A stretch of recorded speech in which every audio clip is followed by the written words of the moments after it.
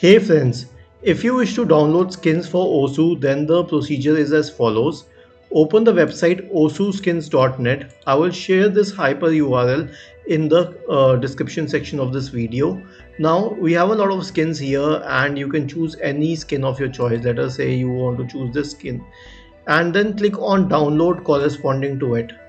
The skin will be downloaded. Wait for it to complete the download. Click on it.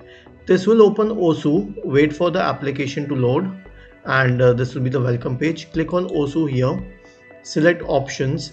Now the fourth option here is this paint like symbol. Click on this and select skin. So after selecting skin, you will be able to change the skin. The current skin is the one which is selected. You can change it to any other skin. For example, you can change it to this skin or you can change it to this skin. I hope this was easy. If this was helpful, then please let us know in the comment section. Thank you for watching this video. Have a nice day.